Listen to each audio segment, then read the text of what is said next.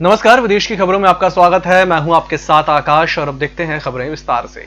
भारत और इजराइल अपनी रक्षा साझेदारी को और आगे बढ़ाने की योजना बना रहा है। इसके लिए दोनों देश हाईटेक हथियार सिस्टम परियोजनाओं का साथ मिलकर सह विकास और सह उत्पादन करना चाहते हैं। इससे वे अपने मैत्री देशों को आयात करेंगे। इस तरह की परियोजनाओं को बढ़ावा देने के लिए गुरुवार को भारत के रक्षा सचिव ने अपने इजरायली समकक्ष के साथ एक उप कार्य समूह बनाया। रक्षा औद्योगिक सहयोग पर काम करने वाले उप कार्य समूह का मुख्य काम तकनीक का हस्तांतरण, रक्षा उपकरणों का संयुक्त विकास और उत्पादन, तकनीकी सुरक्षा, आर्टिफिशियल इंटेलिजेंस, नवाचार और तीसरे देशों को संयुक्त निर्यात सुनिश्चित करना होगा। मालदीव ने एक बार फिर इस बात पर मुहर लगाई है कि वह भारत का सच्चा दोस्त है। इस साल की शुरुआत में मालदीव ने ओआईसी में भारत का साथ दिया था, लेकिन अब सार्क देशों की बैठक को लेकर पाकिस्तान की उम्मीदों पर पानी फेर दिया है।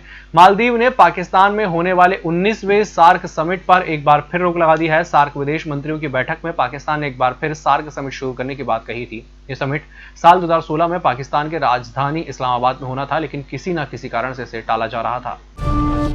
अमेरिका के राष्ट्रपति डोनाल्ड ट्रंप ने एक बार फिर इस बात को दोहराया है कि कोरोना वायरस चीन से आया है और वह इस बात को कभी नहीं भूलेंगे। ट्रंप ने कहा कि अगर लोग उन्हें सत्ता में बनाए रखने के लिए वोट करते हैं तो वह चीन से देश की निर्भरता को खत्म करने की कसम खाते हैं। साथ ही अमेरिकी राष्ट्रपति ने कहा कि बीजिंग के साथ कोरोना वायरस के बाद पहले जैसे संबंध मायने नहीं रखते हैं।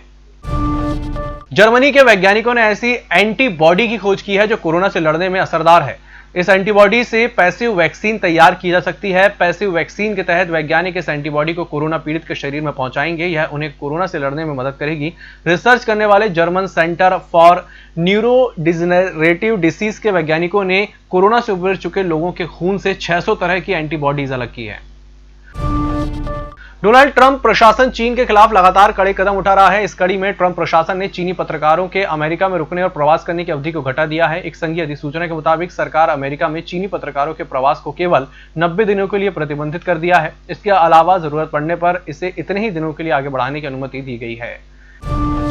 डोनाल्ड ट्रंप ने एमी कोने बेरोट को अमेरिकी सुप्रीम कोर्ट में जज नियुक्त करने का फैसला कर लिया है। इसकी औपचारिक घोषणा आज की जाएगी। एमी दिवंगत जज जस्टिस रूथ बादेर गिन्सबर्ग का स्थान लेंगी। एमी को जज बनाने के लिए ट्रंप को अब सीनेट की मंजूरी देनी होगी। तकनीकी रूप से यह मुश्किल नहीं होगा क्योंकि वहां रिपब्लिकन पार्टी का बहुमत है। विपक्ष डेमोक्रेटिक पार्टी और उसके राष्ट्रपति पद के उम्मीदवार जो बाइडेन नए जज की नियुक्ति का विरोध कर रहे हैं। उनका कहना है कि चुनाव में कुछ ही हफ्ते बाकी है, ऐसे में नए जज की नियुक्ति नई सरकार को ही करनी चाहिए।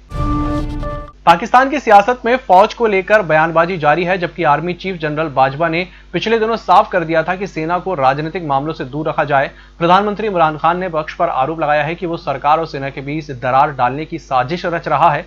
वहीं उनके रेल मंत्री शेख राशिद ने खुद को फौज का प्रवक्ता कहे जाने वाले पर खुशी जताई। कहा, सेना का प्रवक्ता कहे जाने पर गर्व महसूस होता है, भारत का एजेंट तो नहीं हूं।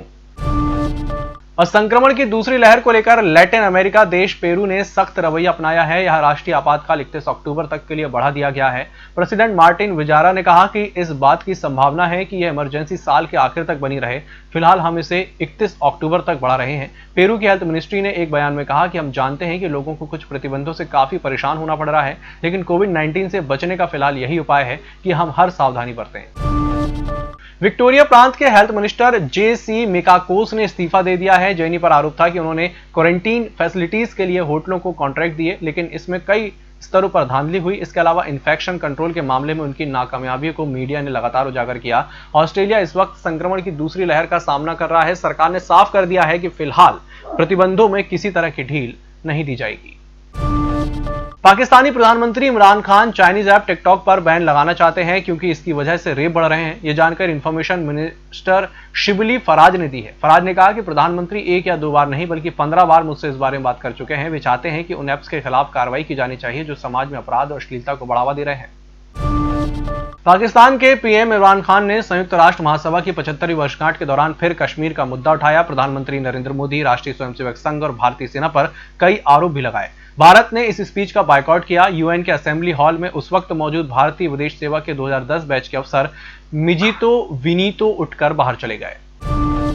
उत्तर कोरिया के तानाशाह किम जोंग उंग ने दक्षिण कोरिया के एक अफसर की निर्मम हत्या कर अफसोस जाहिर की है। दक्षिण कोरिया के अफसरों के मुताबिक उत्तर कोरिया की ओर से दक्षिण कोरिया को इस बारे में एक चिट्ठी भेजी गई है। इसमें तानाशाह ने लिखा है कि वे अपने समुद्री क्षेत्र में हुई हत्या के लिए दुखी हैं। वह इसलिए भी दुखी हैं कि दक्षिण कोरिया के राष्ट्रपति मून जे-इन ने अपने देश के लोगों को कोरोना महामारी से बचाने के लिए कुछ नहीं किया। इस वीडियो में फिलहाल इतना ही। नमस्कार।